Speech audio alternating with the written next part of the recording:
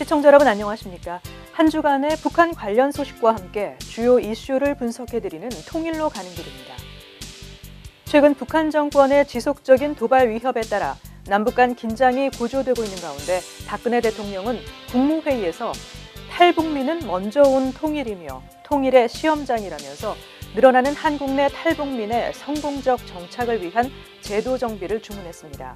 또한 박 대통령은 북한은 언제든 도발할 가능성이 있고 실제 상황으로 갈 수 있음을 알고 준비해야 한다고 강조했습니다.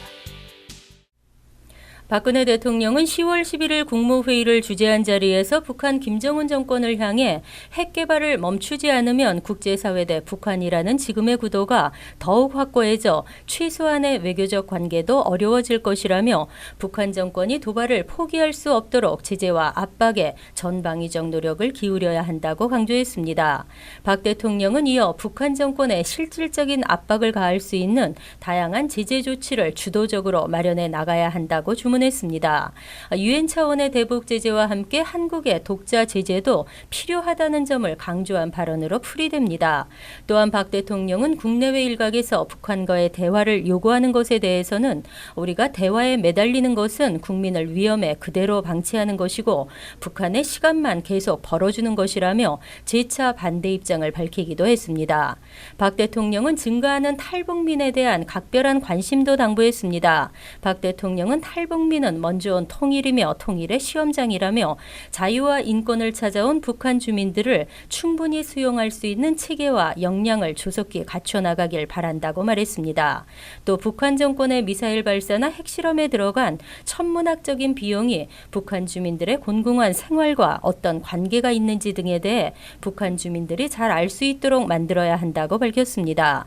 한편 외교부는 10월 11일 윤병세 외교부 장관과 한민구 국방장관, 존 캐리 미 국무장관과 애슈턴 카터 미 국방장관이 참석하는 한미 외교와 국방, 즉 2+2 장관회의가 19일 미국 워싱턴에서 개최된다고 밝혔습니다.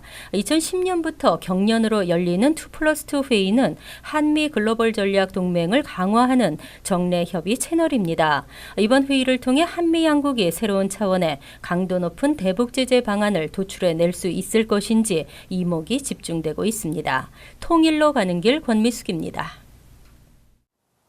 백악관이 북한의 인권 유린에 대한 심각한 우려를 표명하면서 그런 것이 바로 잇따른 탈북 사태의 원인이라고 밝혔습니다. 북한의 인권 유린은 인류의 보편적인 가치인 인권을 우선시하는 모든 나라의 우려스러운 것이라고 밝혔습니다. 조시 어니스트 백악관 대변인은 지난 10일 정례 브리핑에서 북한의 인권 상황은 심각히 우려스러운 상태라면서 북한 정권은 국제사회의 가장 강력한 제재 속에서도 주민들을 희생양 삼아 자신들의 부유한 삶만 추구하고 있다고 비판했습니다. 또 수백만 명의 북한 주민들이 매일 혹독한 기근에 시달리고 있지만 간부들은 호화롭고 부유한 생활을 누리고 있다고 지적했습니다. 그는 특히 이런 것은 북한 정권의 도덕성에 심각한 문제를 제기하는 것이라면서 이는 어떤 정부든 자국민의 이익을 지켜야 하는 기본적인 책임을 다하지 못하는 것이라고 일갈했습니다. 그러면서 인권 유린이 우리가 목도하는 잇따른 탈북 사태를 잘 설명해주고 있다고 덧붙였습니다. 어니스트 대변인은 미국의 탈북자 관련 정책 질문에 미국 정부가 탈북자와 관련해 어떤 정책적 변화를 고려하는지에 대해서는 언급할 수 없다면서 구체적인 내용은 한국 정부에 질의할 것을 당부했습니다. 그는 대북 인권 제재와 관련해 인권 유린에 책임이 있는 북한 인사들을 국제형사재판소에 회부하는 방안을 추진하느냐는 질문에는 미국이 현재 이 문제에 대해 공식으로 어떤 입장을 취했는지에 대해서는 알 수 없다면서 그러나 북한의 명백한 인권 유린은 단지 미국뿐 아니라 인류의 보편적 가치인 인권을 우선시하는 모든 나라의 우려스러운 것이라고 밝혔습니다. 통일로 가는 길, 지한샘입니다. 북한이 엘리트 탈북을 막기 위해 중국에 파견한 국가안전보위부 검열단 통역요원이 탈북한 것으로 알려졌습니다. 대북 소식통은 12일 중국 식당 종업원 13명 탈북 이후 중국 내 북한 근로자들의 동향을 파악하고 탈북 방지 대책을 세우기 위해 파견됐던 검열단의 통역 요원이 6월 랴오닝성 선양에서 종족을 감췄다고 전했습니다.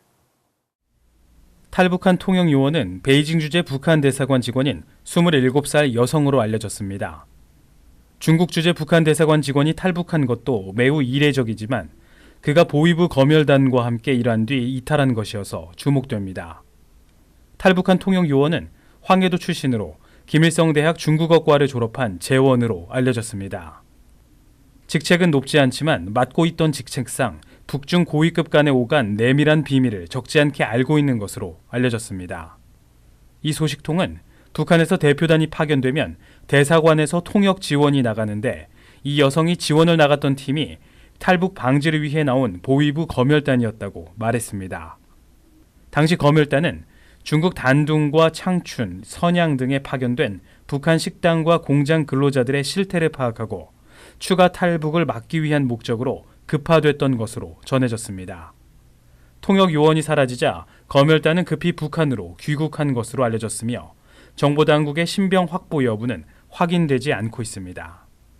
또 8월 20일경엔 북한 양강도 해산세관회 통역 요원도 탈북한 것으로 밝혀졌습니다. 해당 요원은 평양 외국어대 중국어과를 나온 20대 후반의 남성으로 현재 한국에 입국했다고 소식통은 전했습니다.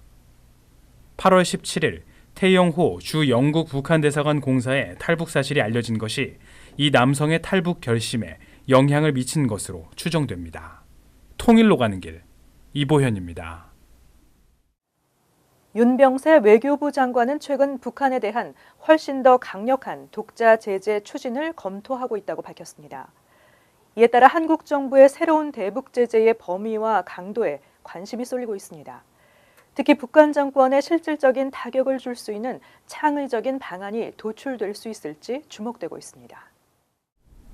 한국 정부는 지난 2월 단행한 개성공단 전면 폐쇄와 3월 유엔 안보리에 대북 제재 결의 도출 이후 발표한 독자 제재 등으로 제재 카드를 상당 부분 사용했습니다. 이러한 상황에서 윤병세 외교장관은 10월 11일 북한에 대한 더욱 강력한 독자 제재를 언급했습니다.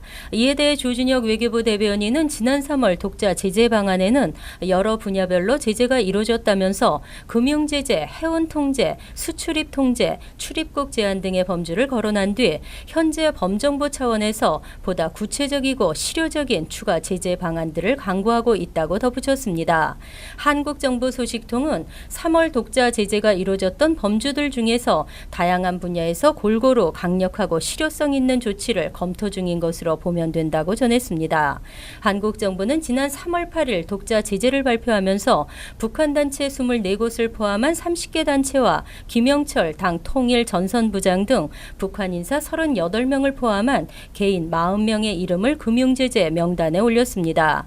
한국 정부는 또 해운 분야와 관련 외국 선박이 북한에 기항한 뒤에 180일 이내에 국내에 입항하는 것을 전면 불허하는 한편 제3국 국적이지만 실질적으로는 북한의 소유인 편의치적 선박의 국내 입항을 금지하기로 했습니다. 더불어 수출입 통제의 경우 북한산 물품이 제3국을 우회해 국내로 위장 반입되지 않도록 현장 차단 활동과 남북 간 물품 반출입에 대한 통제를 강화하기로 했습니다. 새 제재에는 기존 제재를 토대로 대상을 확대하는 내용이 우선 포함될 것으로 예상됩니다. 특히 김정은 정권 수뇌부 인사들이 금융 관련 블랙리스트에 포함될지 여부가 관심을 끄는 대목입니다. 김정은의 여동생 김여정과 북한 정권의 실질적인 이인자 황병서 인민군 총정치국장 등이 리스트에 이름을 올릴 경우 상징적 효과뿐 아니라 국제사회에 대한 파급 효과가 클 것으로 보입니다. 일각에서는 북한으로 유입되는 자금 차단 차원에서 국내 탈북민의 북한 송금을 막는 방안이 채택될 수 있다는 관측도 나오고 있습니다. 그러나 탈북자들의 대북 송금이 북한 내 주민들의 생존에 기여하는 측면이 있는 만큼 박근혜 정부의 북한 정권과 주민 분리 전략에 맞지 않다는 지적도 있습니다. 더불어 대북 수출입 통제의 경우 중국 기업과의 협력 방식을 통해 중국 기업의 모자를 쓴 북한 기업이 한국 측과 거래하는 것을 막는 방안이 포함될 수 있습니다. 조준혁 외교부 대변인은 미국, 일본, 유럽연합 등 우방국들과도 긴밀한 공조를 기반으로 해서 범정부적 협의를 진행 중이라며 확정되는 대로 발표될 예정으로 알고 있다고 강조했습니다. 통일로 가는 길 권미숙입니다. 북한은 소위 백두혈통, 김일성, 김정일, 김정은 3부자를 찬양하기 위한 대규모 국제 행사를 내년 8월 백두산과 평양에서 개최한다고 발표했습니다. 북한 주민들이 갈수록 비참한 처지에 놓이고 있는데 핵무기와 미사일 개발에만 열을 올리고 있는 북한 정권이 이제는 김정은을 김일성, 김정일과 같은 반열에 올려놓기 위한 우상화 작업을 본격적으로 실시할 모양입니다. 이래저래 북한 주민들만 더 힘들어질 것 같습니다.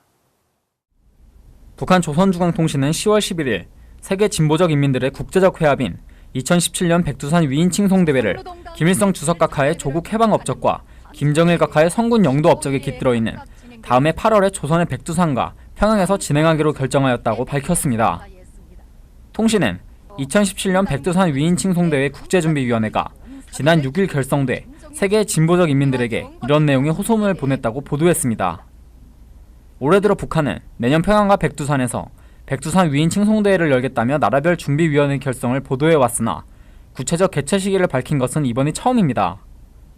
통신에 따르면 호소문은 2017년은 위대한 김일성 주석 각하의 탄생 105돌과 김정일 각하의 탄생 75돌, 경애하는 김정은 각하께서 조선의 당과 국가의 최고 수위에 높이 추대되신 5돌이 되는 뜻깊은 해라고 상기했습니다. 이어 2017년에 뜻깊은 명절들에 즈음하여 백두산 위인들의 불멸의 업적을 칭송하는 국제적인 경축 활동들을 활발히 벌여 위인 칭송의 분위기를 고조시키자고 제안했는데요. 특히 호소문은 2017년 1월 김정은의 탄생일을 성대히 경축하며 김정일 생일인 2월 16일, 김일성 생일인 2월 16일, 소위 광명성절과 김정일 생일인 4월 15일, 소위 태양절에 이어 김정숙 여사의 탄생일을 맞는 12월까지 다채로운 정치문화 활동들을 활발히 벌려 2017년 온 한 해를 경축 분위기로 끌어번지게 하자고 독려했습니다. 1월 8일로 알려진 김정은의 생일을 북한이 성대히 경축하자고 언급한 것은 이례적입니다. 김정은 생일을 백두혈통 선대인 김일성, 김정일의 생일과 같은 반열에 올려 기념하면서 김정은 우상화에 본격적으로 나서는 게 아니냐는 관측이 나오고 있습니다. 내년을 이들 3부자에 대한 국제적 차원의 우상화 작업에 총력을 기울이는 해로 만들고 이를 통해 김정은이 추구하는 핵 경제 병진 노선의 정당성을 대대적으로 과시하며 고립을 탈피하겠다는 의도로 보입니다. 장용석 서울대 통일평화연구원 책임연구원은 가계에 대한 우상화를 바탕으로 결국 김정은에 대한 우상화를 극대화시키는 것이 핵심이라며 제재가 소용이 없다는 것을 전 세계에 과시하겠다는 뜻이라고 말했습니다. 조선중앙통신은 인도네시아 자카르타에서 지난 10월 6일 열린 백두산 위인 칭송대회 국제준비위원회 결성식에서 김정은 각하께서 계시기에 김일성 주석과 김정일 각하께서 이끌어오신 세계 자주화 위협은 더욱 힘차게 전진할 것이라고 칭송했다고도 보도했습니다.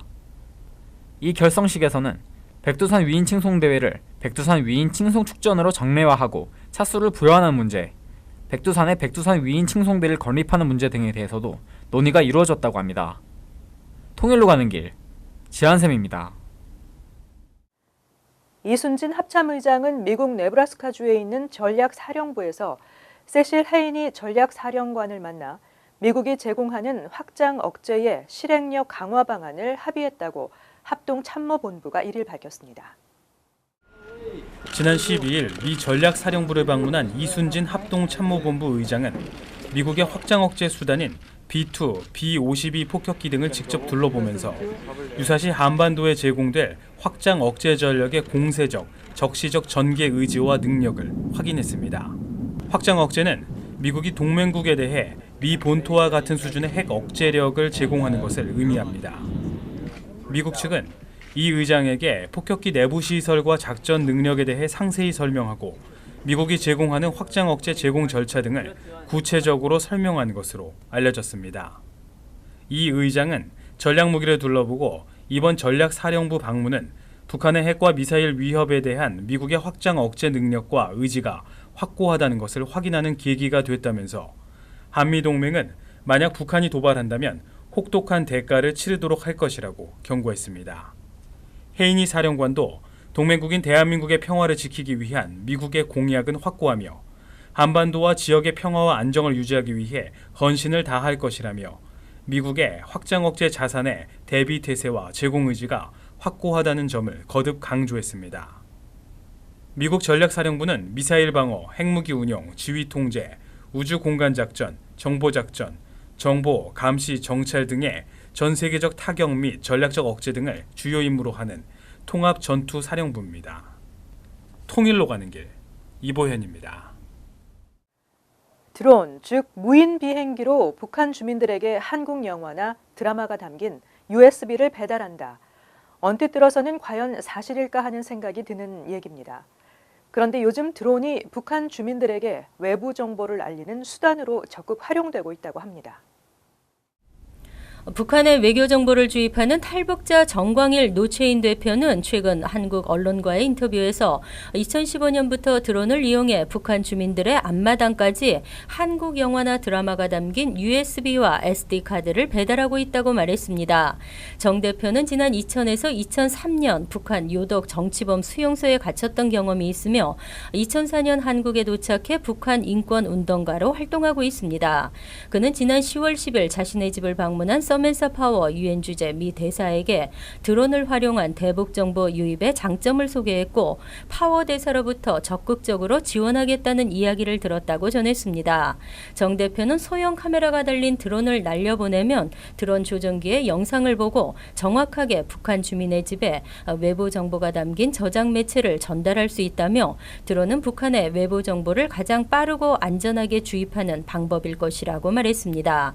정 대표는 김정은 집권 이후 압록강이나 두만강을 건너 사람을 들여보내는 비용이 수백만 원대에서 1,000만 원대로 치솟았다며 그 비용이라면 드론을 활용하는 게 낫다고 판단했다고 말했습니다. 정 대표의 드론에는 한국 영화와 드라마, 탈북자의 남한 생활 동영상, 미국 대선 영상, 유엔 북한 인권 결의안 등을 담은 USB와 SD카드가 실린다고 합니다. 저장 매체에는 북한의 중간 간부를 겨냥해 주민 인권을 유린하면 처벌을 받고 주민들을 온정으로 대하면 통일로 용서받을 수 있다는 메시지도 담겼습니다. 북한 주민들이 USB나 SD카드의 내용을 볼 수 있도록 태블릿 PC나 스마트폰도 함께 들여보낸다고 합니다. 드론은 최대 2kg의 무게를 실을 수 있는 것으로 알려졌습니다. 정 대표는 주민들은 드론 택배로 받은 한국 영화나 드라마를 직접 보기도 하고 저장 매체를 암시장에 내다 팔기도 한다며 젊은 층이 이런 정보의 주요 소비층이라고 언급했습니다. 그는 북한으로부터 새로 나온 한국 영화나 미국 영화를 보내달라는 주문이 들어오기도 한다며 최근에는 영화 인천 상륙작전을 보냈는데 인기가 많다고 말했습니다. 그는 앞으로 USB보다 SD카드에 외부 정보를 저장해 북한에 보낼 예정이라고 말했는데요. 최근 북한에서 스마트폰이나 태블릿 PC 등의 보급이 대폭 증가했기 때문이라고 합니다. 정 대표는 북한 당국의 단속이 강해질수록 외부 정보에 대한 북한 주민들의 호기심도 커지고 있다면서 북한 주민에 대한 외부 정보 유입의 필요성을 강조했습니다. 통일로 가는 길 권미숙입니다. 최근 워싱턴에서 개최된 한 토론회의에 참석한 힐러리 클린턴 캠프의 커트 캠벨 전 국무부 차관보와 도널드 트럼프 캠프의 피터 후크스트라 전 연방하원 정보위원장은 모두 핵 미사일 도발 등 북한의 안보 위협 대처 방안에 대해 대북 선제 공격을 포함한 어떠한 옵션도 배제하지 않겠다고 강조했습니다. 누가 다음 미국 대통령이 되든지 관계없이 미국을 중심으로 하는 국제사회의 대북 제재와 압박 수위가 더욱 높아질 것임을 분명하게 예고하고 있는 대목이라고 할 수 있겠습니다. 그런데도 북한 김정은 정권은 핵무기가 마치 모든 것을 해결해 줄 수 있다는 망상에서 조금도 벗어나지 못하고 있는 것 같습니다. 더욱이 내년부터는 김정은을 김일성과 김정일의 반열에 올려놓기 위한 대대적인 우상화 작업을 시작한다고 하니 가뜩이나 비참한 북한 주민들이 얼마나 더 큰 고생을 하게 될지 우려되고 있습니다. 북한이 생존할 수 있는 유일한 방법은 핵무기 개발과 김정인 우상화가 아니라 핵을 포기하고 국제사회와 화해하는 길이라는 모두가 다 잘 알고 있는 사실을 북한 정권만 모르고 있는 것 같습니다. 통일로 가는 길 오늘 순서를 마칩니다. 시청해주셔서 감사합니다.